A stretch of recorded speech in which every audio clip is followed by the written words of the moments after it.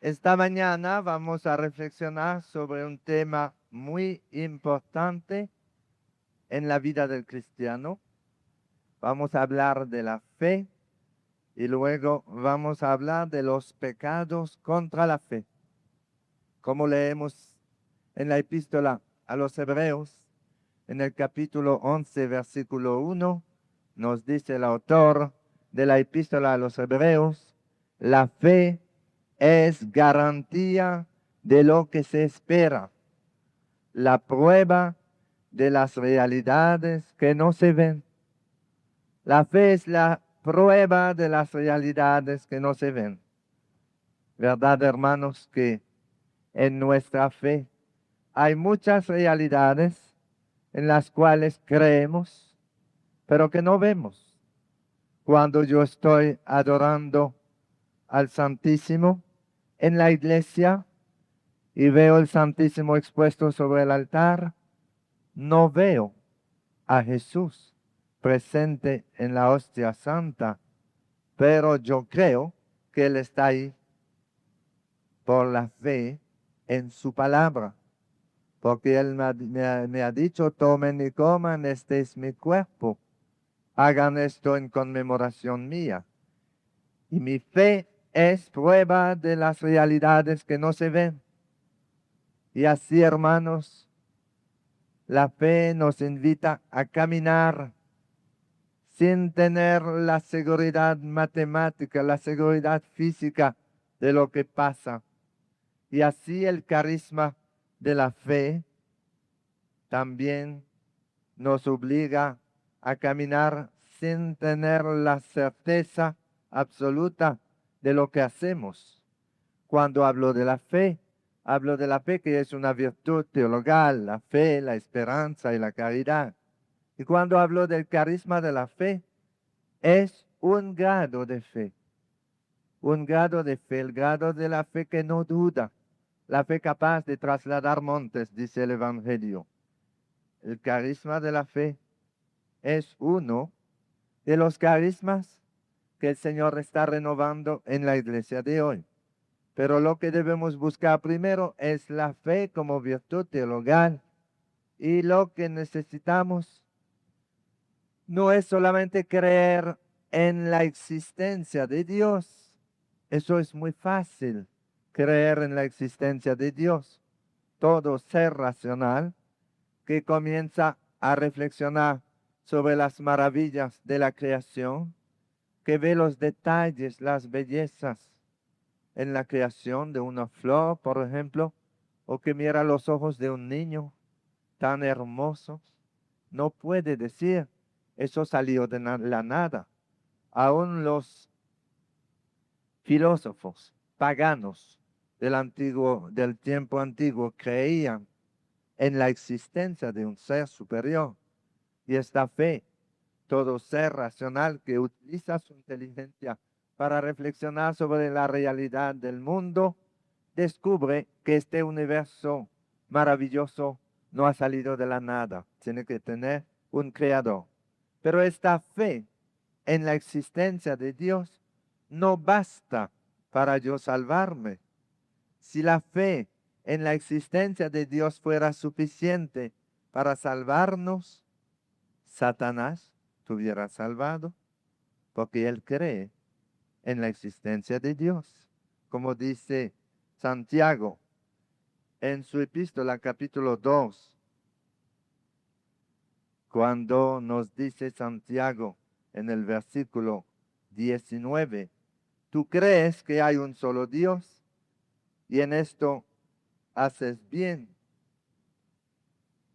pero los demonios también lo creen y tiemblan de miedo. Los demonios creen que Dios existe. Ellos creen tanto que luchan de día y de noche entre nosotros para destruir el reino de Dios. Así que la fe que necesitamos, hermanos, no es tan solo la fe en la existencia de Dios. La fe que necesitamos es la fe en la palabra de Dios. Creer que lo que Dios nos dice es verdad. Y cuando tomamos la palabra de Dios en serio, Dios nos toma en serio. Debemos creer en la palabra de Dios. Jesús es la palabra. Jesús es el verbo eterno del Padre. Y Él dice, yo soy el camino, la verdad y la vida. Nadie va al Padre sino por mí. Y cuando vemos amigos que pretenden seguir otros caminos, por ejemplo, los testigos de Jehová, los discípulos de Mu, que abandonan a Jesucristo y quieren llegar al Padre por otros caminos, debemos recordarle la palabra de Jesús. Nadie va al Padre sino por mí.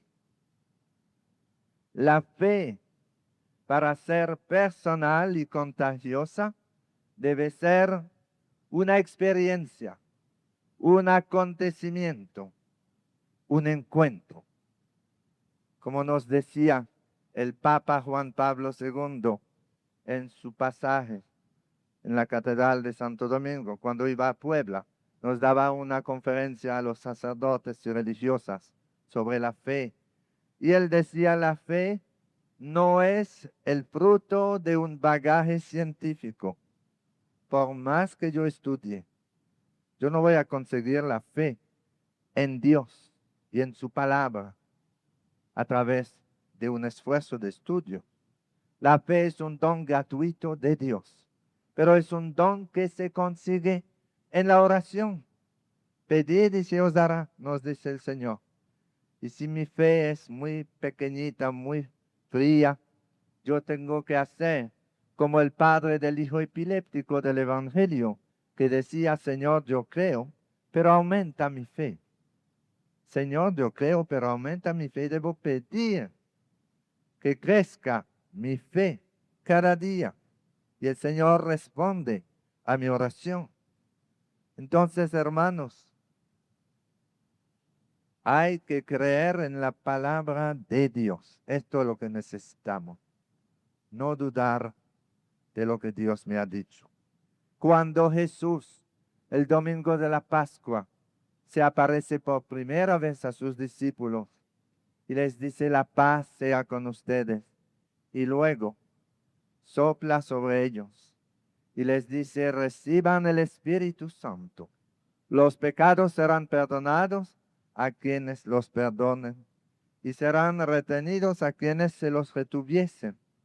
Jesús en ese momento preciso nos daba el gran regalo del sacramento de la reconciliación. El sacramento de la reconciliación es el regalo pascual de Jesús. Es el regalo que Jesús nos dio en su Pascua, en su primera aparición. Y entonces, ¿por qué voy a dudar de su palabra? Si Él me dice, los pecados serán perdonados a quienes los perdonen. ¿Por qué voy a dudar de esto? Es que Jesús le da a los apóstoles y a los sacerdotes que siguen la misión de los apóstoles, esos hombres ungidos por el Espíritu Santo que han recibido el sacramento del orden sacerdotal. Jesús le da el poder de perdonar en su nombre. Y si mi fe es verdadera, yo voy a aceptar esta palabra del Señor y yo no voy a dudar. A veces hay gente que andan diciendo, yo no me confieso con un hombre, yo me confieso a Dios. Claro que todos nos confesamos a Dios, pero Dios nos ama tanto que nos quiere responder y nos ha dejado en la iglesia un ministro de su misericordia que habla en su nombre. Eso es muy normal en la historia de la salvación. En todos los tiempos, Dios ha hablado a su pueblo a través de sus profetas. Y cuando el sacerdote te da la absolución, Él no habla en su nombre propio. Él dice, yo te absuelvo de tus pecados en el nombre del Padre y del Hijo y del Espíritu Santo. Él habla en el nombre del Señor. Y cada vez que el sacerdote te da la absolución, Él es un auténtico profeta de Dios, porque Él habla en nombre del Señor. Yo no sé por qué hay personas que dudan de esta palabra de Jesús y no dudan de la otra palabra. Cuando Jesús dice, en mi nombre echarán demonios. Y tenemos hermanos protestantes que hacen un ministerio de liberación hermoso, auténtico. Creen en esta palabra. En mi nombre echarán demonios. Y algunos con mucho éxito. ¿Y por qué no creen en la otra palabra? Cuando Jesús dice, los pecados serán perdonados a quienes los perdonen y serán retenidos a quienes se los retuviesen.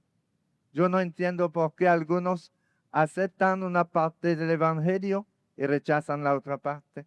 Claro que tenemos la alegría de tener sacerdotes en la iglesia, hombres consagrados para ese ministerio, de perdonar en el nombre de Jesús, de consagrar en el nombre de Jesús, de bendecir en el nombre de Jesús. Yo le digo, hermanos, que siempre me impresiona ver cuando se le explica bien en los encuentros ecuménicos lo que pensamos nosotros del sacramento de la reconciliación. Algunos hermanos protestantes muy sinceros se dejan interpelar por esta realidad. Un día en un encuentro ecuménico yo había explicado lo que piensa la Iglesia Católica de este gran sacramento, que tiene su fundamento en la palabra de Jesús, en su primera aparición. Los pecados serán perdonados a quienes los perdonen. Y luego se me acercó un hombre que me dijo, padre, yo escuché su exposición sobre el sacramento de la reconciliación y yo creo en esta palabra de Dios que está en el Evangelio. Pero en mi iglesia, el pastor predica muy bonito, pero no puede dar la absolución. Y me dijo, yo tengo un pecado que voy arrastrando desde mi juventud. Y muchas veces he pedido a Dios que me perdonara mi pecado. Pero cuánto me gustaría que alguien me dijera en el nombre del Señor que yo estoy perdonado. Y yo escuché su conferencia y vengo a pedirle que escuche mi confesión. Y sin más discusión, ese hombre que había sido pastor en su iglesia se arrodilló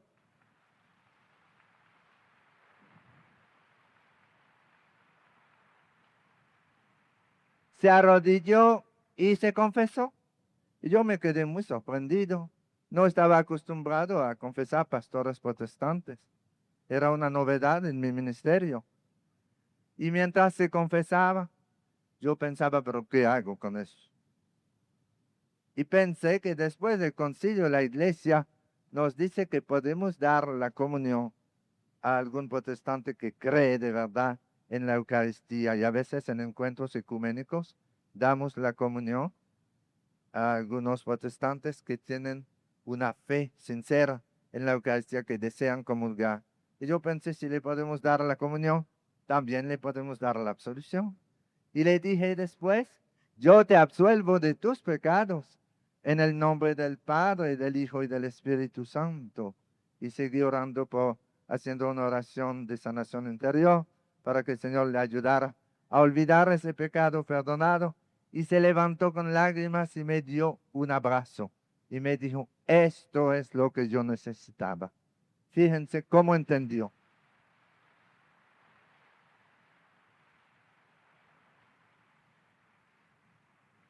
Él quería que alguien le dijera en el nombre del Señor que era perdonado. Y esta es la misión del sacerdote, de perdonar en el nombre de Jesús. El sacerdote no dice, yo te absuelvo de tus pecados en mi nombre, porque en mi nombre yo no puedo perdonar a nadie. Pero yo te absuelvo de tus pecados en el nombre del Padre y del Hijo y del Espíritu Santo. Y qué hermoso, hermanos, cuando uno acepta la palabra de Dios tal como es y no comienza a tergiversarla y a tratar de decir que eso no es lo que el Señor quiso decir. Eso es lo que han hecho muchas sectas protestantes, tratando de explicar esta palabra del Evangelio como para excusarse de no confesarse. Y entonces, como para justificarse, dicen, yo no me confieso con un hombre, yo me confieso a Dios. Nosotros le decimos, nosotros también nos confesamos a Dios. Cuando me confieso, yo digo, me confieso a Dios Todopoderoso y a usted, Padre. Pero Dios me quiere tanto que me responde y me dice a través de su profeta, de su ministro de la misericordia de Dios, yo te absuelvo de tus pecados. Me lo dice al oído. Y eso es muy psicológico.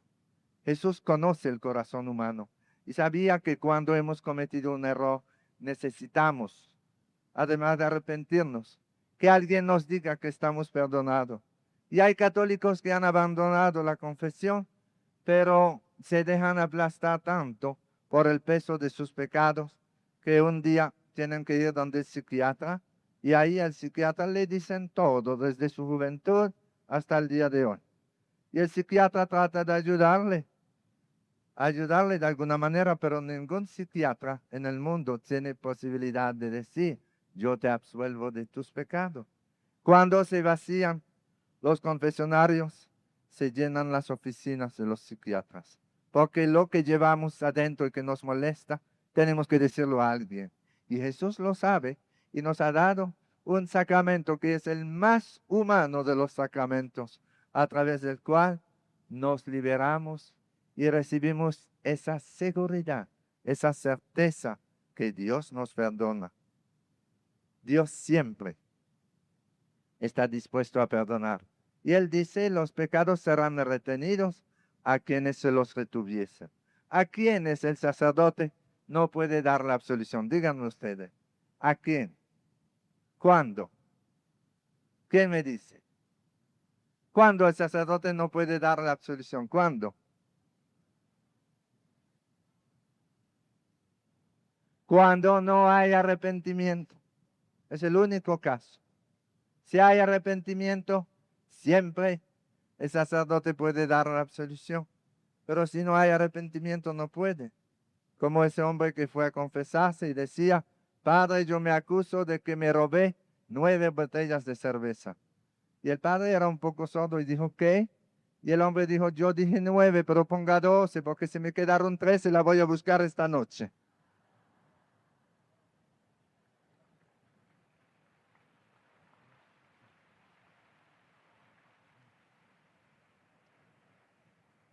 ¿Verdad que no había arrepentimiento? Porque quería buscar las otras 3 a la noche. A este no se le podía dar la absolución. Y yo le doy este ejemplo hablando de la fe para decirle que nuestra fe debe ser total. Yo creo que Jesús perdona y que Él me da su perdón también a través de la absolución. No es absolutamente necesario recibir la absolución. Si una persona está muriéndose, está en pecado y pide perdón a Dios, Dios te perdona y tú puedes salvarte. Pero qué distinto es cuando uno recibe el perdón de Dios con esa gracia sacramental, que es un sacramento que sana, que nos ayuda a mejorar nuestra conducta. Hay una gracia sacramental que ayuda a uno a crecer en la vida espiritual.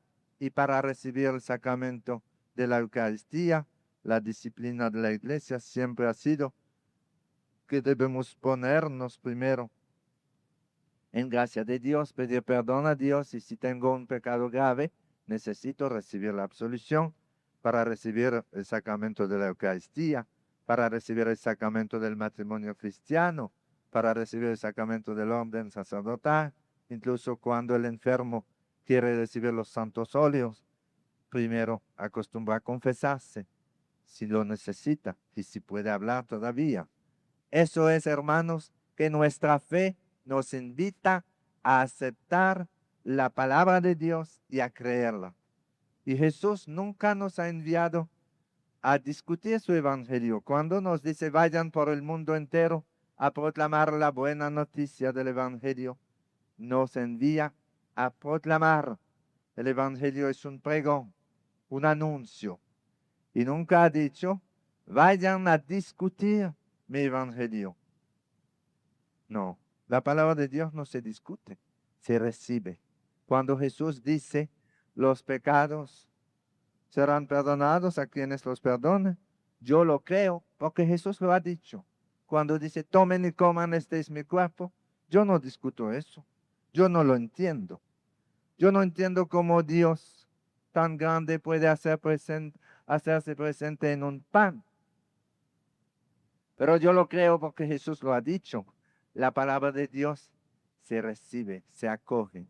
Y así, hermanos, es la fe en la palabra de Dios. Yo creo que nuestra fe, como decía, debe ser un encuentro. Como decía Job en el capítulo 42, versículo 5, yo te conocía solo de oídas, mas ahora te han visto mis ojos. Cuando en nuestra vida estamos conscientes de la acción de Dios, cuánto crece nuestra fe. Cuando una persona está agobiada por el pecado y se acerca a confesarse, por ejemplo, y recibe esa paz grande a través de la absolución, recibe esa certeza de que Dios lo perdona, es un encuentro con el Señor. Y uno siente en su corazón una paz grande que no puede ser fruto de la imaginación. La fe, hermanos, es un encuentro realmente, es una experiencia.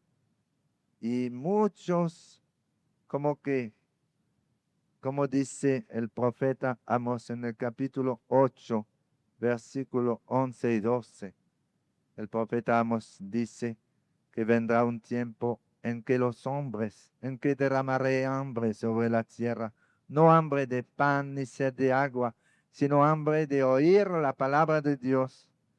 Y esta es una gracia de fe. ¿Quién los impulsó a ustedes a venir aquí durante 2 días y a cansarse? Es su fe. Si ustedes no tienen fe en la palabra de Dios, no son capaces de aguantar 2 días ahí sentados, cansándose y escuchando. Algunos de una manera muy incómoda, pero por su fe son capaces de hacer grandes sacrificios. Es el hambre de la palabra de Dios que se está derramando en la tierra. A veces, en los encuentros carismáticos como este, hay sacerdotes que me dicen, Padre, yo lo que temo es que la mayoría de esa gente venga nada más por la sanación. Yo le digo, no me importa el motivo por el cual vengan. No me importa si han venido por curiosos o para pedir una sanación, o si han venido por fe, no me importa. Lo importante es que estén aquí y que podamos proclamarle el reino de Dios, anunciarle el reino de Dios.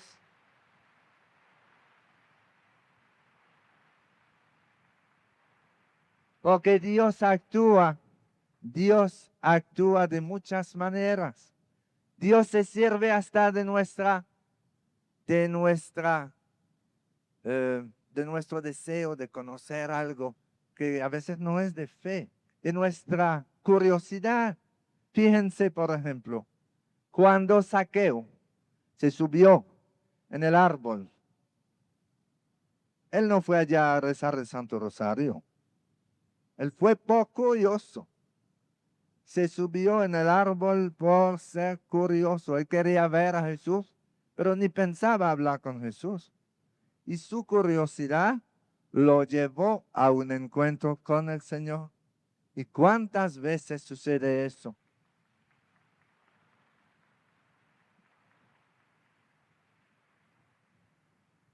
Ahora, si yo creo en la palabra de Dios, tengo que creerla toda. Jesús me dice en el Evangelio, ¿por qué me dicen Señor, Señor? Y no hacen lo que yo les mando. Si yo creo en la palabra de Dios, tengo que hacer lo que Jesús me manda. Y el mismo apóstol Santiago nos dice, tal vez alguien dirá, tú tienes fe y yo tengo obras. Muéstrame tu fe sin obras y yo te mostraré mi fe con mis obras. Tú crees que hay un solo Dios, en esto haces bien. San Santiago dice, muéstrame tu fe sin obras y yo te mostraré mi fe con mis obras. La fe sin las obras es una fe muerta.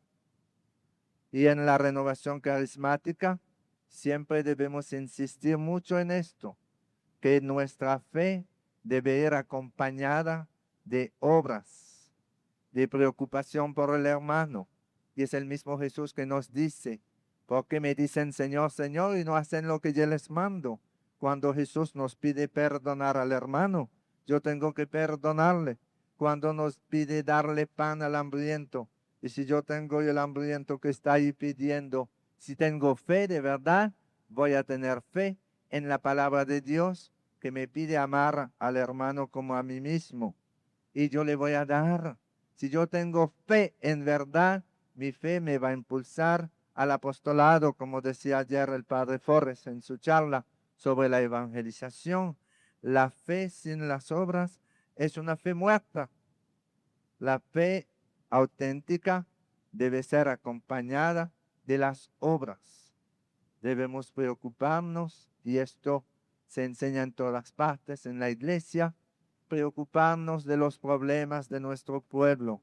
Debemos preocuparnos de los pequeños, de los que sufren. Y si yo tengo fe en la palabra de Dios, voy a leer con mucha atención las palabras que Jesús nos deja acerca del juicio final, cuando nos dice sobre qué seremos examinados. El día del juicio final, Jesús no te va a pedir cuántas veces tú has ido a la asamblea de oración. No te va a pedir cuántas veces has ido a misa, cuántas veces tú has comulgado. No, estos son medios que Jesús nos da para ayudarnos a cumplir su gran mandamiento del amor. Y Él nos va a juzgar sobre el amor. Y Él dice en el Evangelio que en el día del juicio Él va a juntar al universo, a la humanidad entera, como el pastor reúne sus ovejas y luego el pastor separa las ovejas y los cabritos. Y Jesús va a dividir la humanidad en dos grupos. A los de su izquierda y a los de su derecha le va a hablar. A los de su derecha le va a decir, vengan benditos de mi Padre a tomar posesión del reino celestial. ¿Por qué? Porque tuve hambre y me han dado de comer. Fíjense dónde se hace el juicio. Porque tuve sed y me han dado de beber. Porque estaba enfermo y me han visitado, me han ayudado. Porque estaba desnudo y me han dado ropa. Porque yo estaba en la cárcel y me han visitado.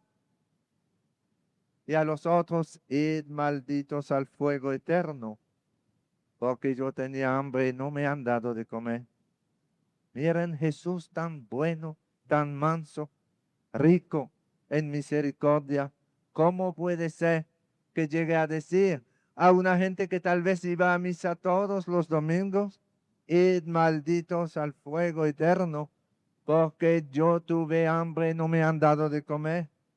Y si uno dice, pero Señor, yo iba a misa todos los domingos y comulgaba, dirá Jesús, más culpable todavía, porque te había dado la Eucaristía para fortalecerte, para vivir el gran mandamiento de mi amor. Y tú has recibido el medio y tú no has cumplido con lo que yo te pido. Vete maldito al fuego eterno. Hermanos, de ninguna manera yo quiero decirle que la comunión y la oración y todos los actos de piedad no son necesarios.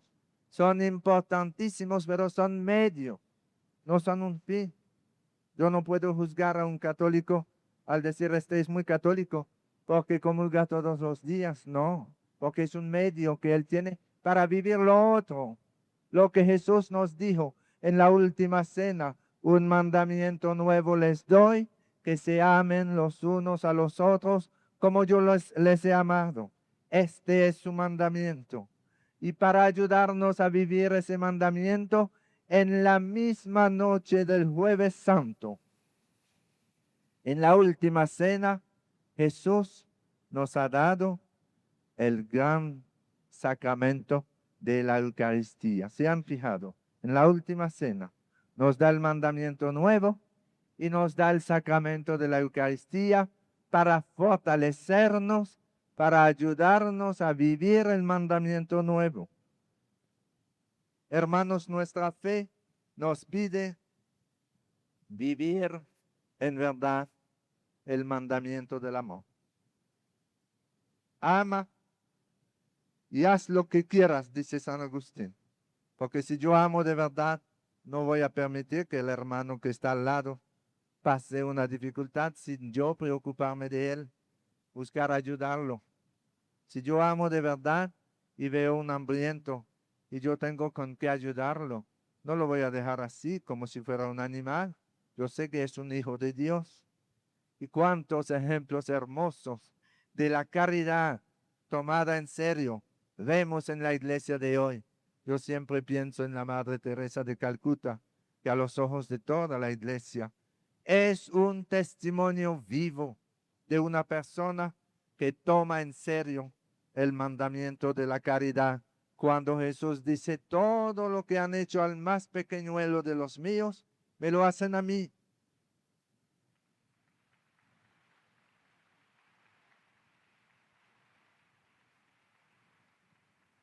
Un día, cuando estuve predicando en la India, en Bombay, hemos visto cómo esa Madre Teresa tiene influencia entre no solamente los católicos, entre los paganos.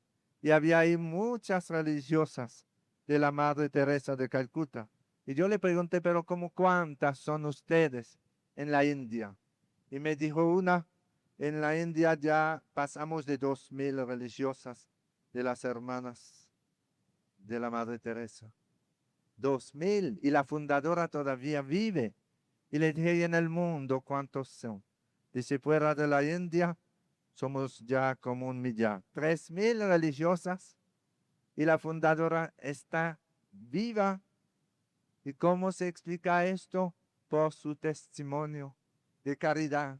Y le preguntaron a la Madre Teresa un día en un barrio de Calcuta, ¿cómo usted puede aguantar ese trabajo tan difícil de recoger a los moribundos, de llevarlos con tanto amor y lavarlos como si fuera su propio hijo, y embalsamarlos y tratarlos hasta depositarlos como cristiano en la sepultura cristiana? ¿Cómo usted puede aguantar esto? Ella dijo, es que yo veo a Jesús en cada uno de ellos. Porque Jesús dice, todo lo que han hecho al más pequeñuelo de los míos, me lo hacen a mí. Y si yo tengo fe en Dios, tengo fe en su palabra.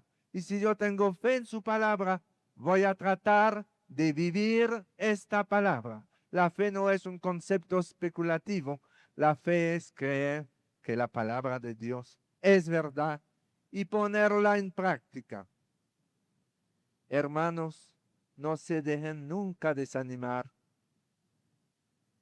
Hay gente que dice, ya no tengo fe, pero pídanle al Señor.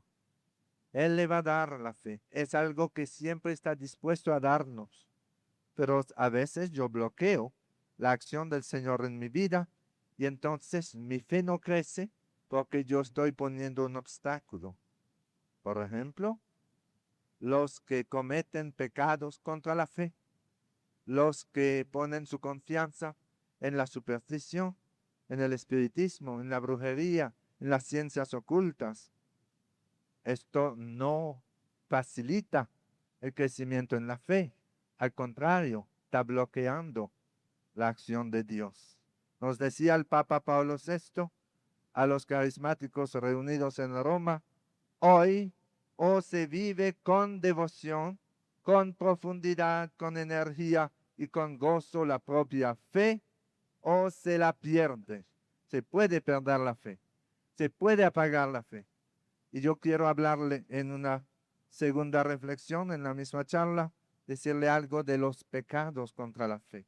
Porque es triste ver cómo cristianos de comunión y de oración están ofendiendo gravemente a Dios, pecando contra la fe en Dios.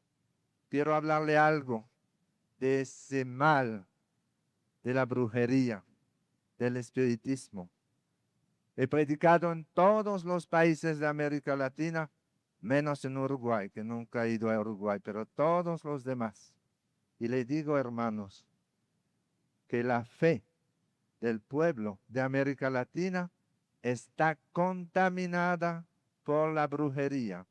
Y es una misión de los carismáticos luchar para purificar la fe del pueblo y ayudar a nuestros hermanos a ver que es un mal terrible poner su confianza en la superstición en vez de poner su fe en la palabra de Dios.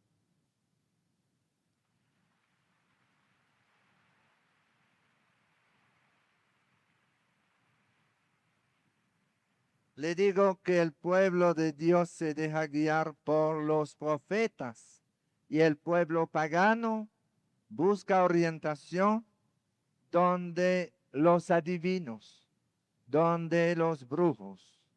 Cuando la humanidad reniega de las creencias tradicionales y se proclama atea o al menos incrédula, surgen los adivinos, las lecturas de la mano, los baños purificadores, las cartas reveladoras del porvenir, las visiones y sueños más increíbles. El hombre puede dejar de creer en Dios, pero sigue creyendo en el diablo y puedo llegar hasta adorarlo, como lo vemos en las sectas satánicas que tienen culto.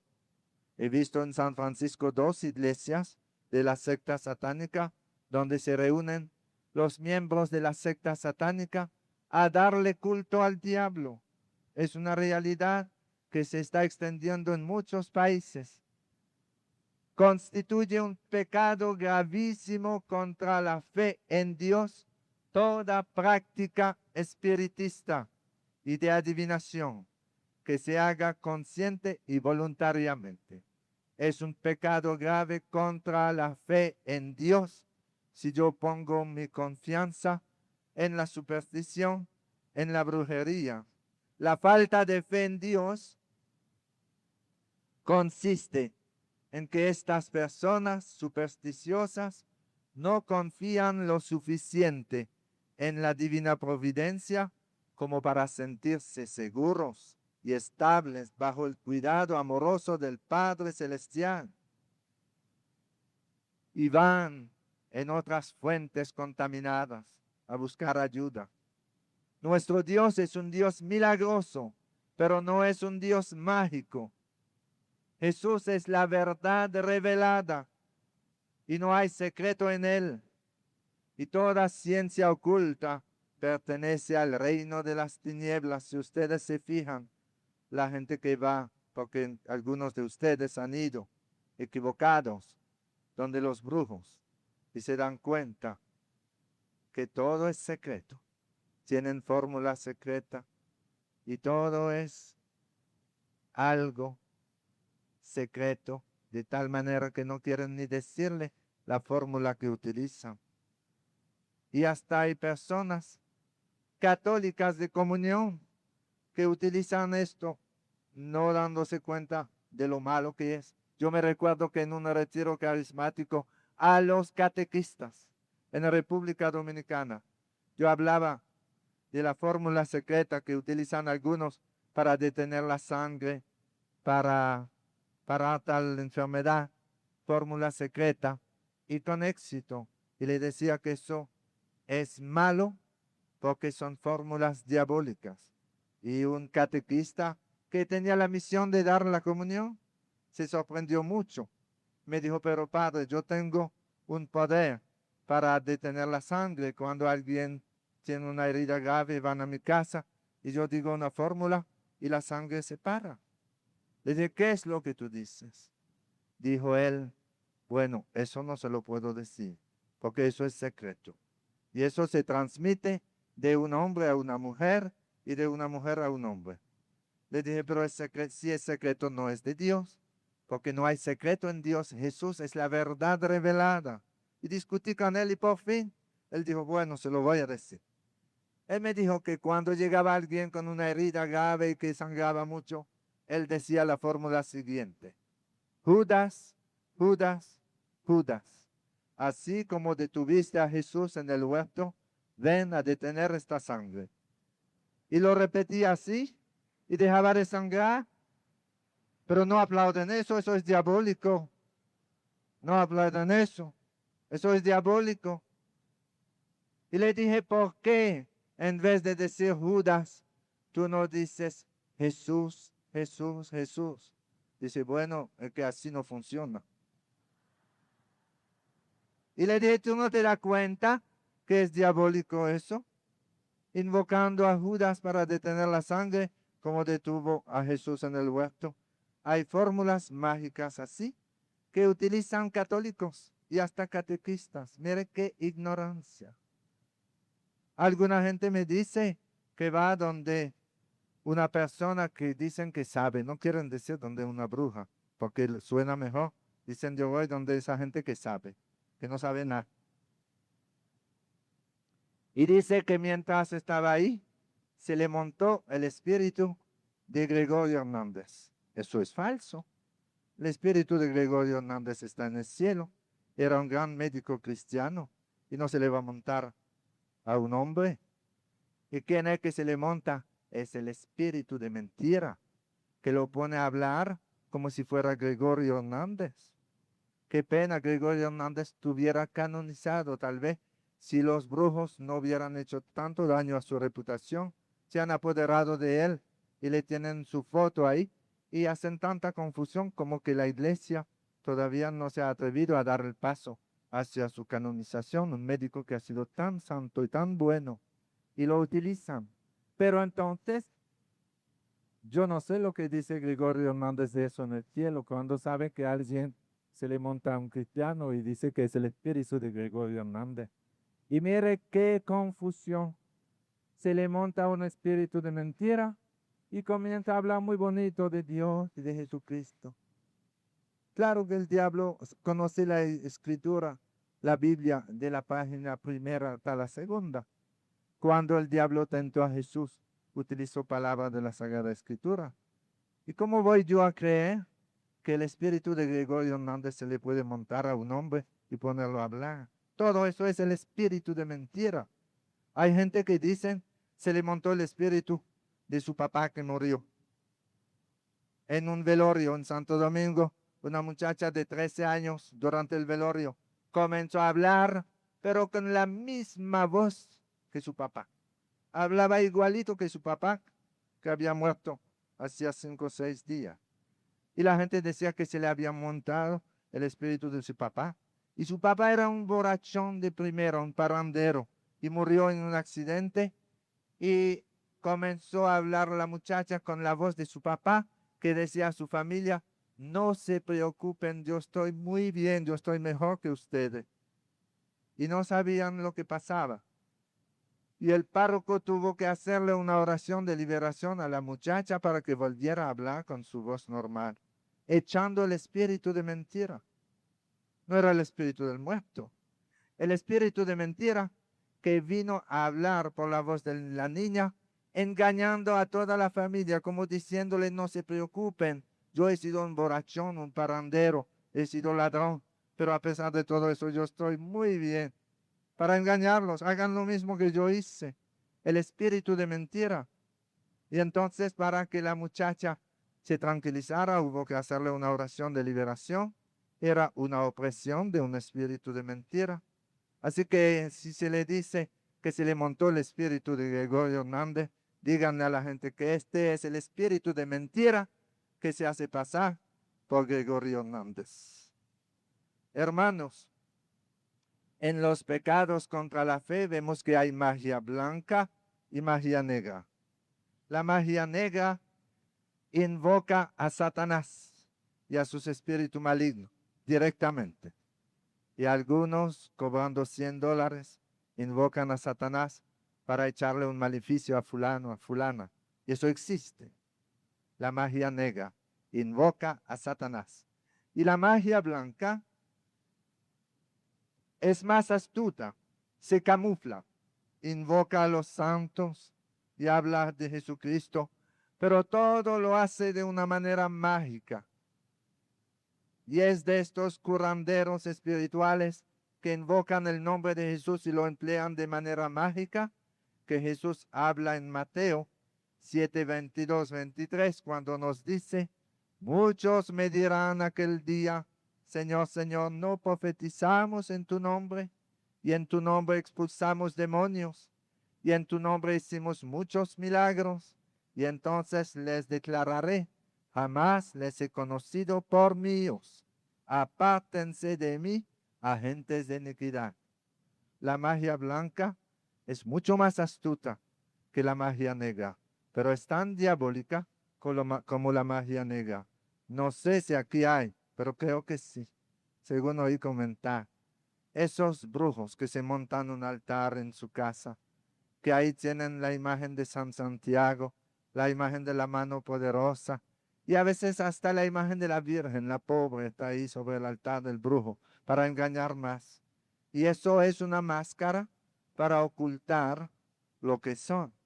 Y entonces incluso tienen a veces una Biblia en la mesa, y para engañar más comienzan leyendo una página del Evangelio. Después cierran su Biblia y entonces comienzan sus fórmulas mágicas. Y le dicen al cliente: tú tienes que venir 9 veces para sanarte, porque le cobran, y 9 veces deja más que una vez. Y comienzan a ganarse un dineral. Y hay brujos que son muy ricos cobrando, y hay brujos que consiguen sanación física. Si alguien dice que un brujo no es capaz de conseguir una sanación física, manifiesta mucha ignorancia, porque actúan con el poder de Satanás. Y Satanás no tiene poder sobre el alma, pero es capaz de sanar una enfermedad física. Y he visto con mis ojos una muchacha que tenía una llaga grande en la pierna. Los médicos habían tratado de curar esa llaga que no se sanaba. Y ella fue donde un brujo de magia blanca, y el brujo con su magia, con sus fórmulas mágicas, la sanó dentro de una semana, pero con un poder diabólico.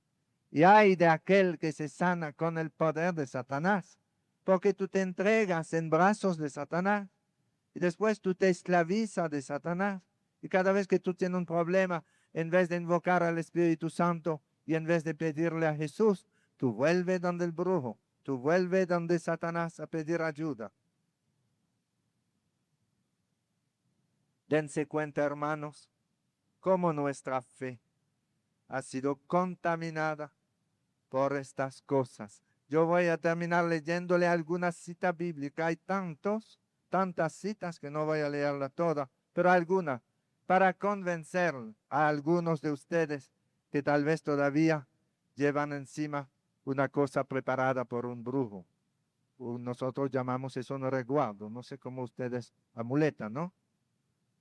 La persona que lleva eso encima, que sepa con seguridad que en el ministerio de sanación no va a recibir sanación, porque Dios no actúa cuando tú pones tu fe en el diablo. Dice Jesús: nadie puede servir a dos señores.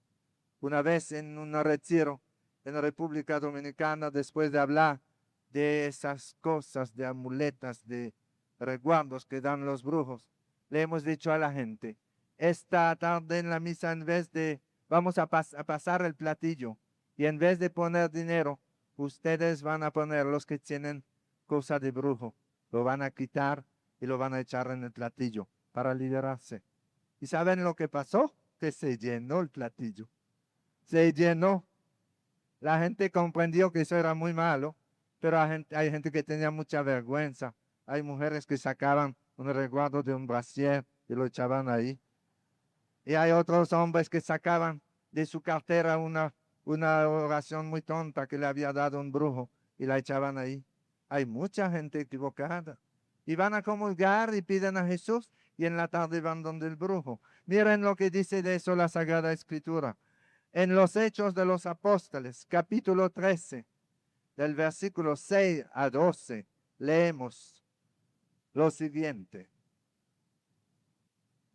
Encontraron un judío que era brujo y mentiroso. Se oponía a que el gobernador creyera Y Pablo le dijo, engañador, malvado, hijo del diablo. Está fuerte eso, ¿verdad? Decirle a un brujo, hijo del diablo, ¿quién se atreve?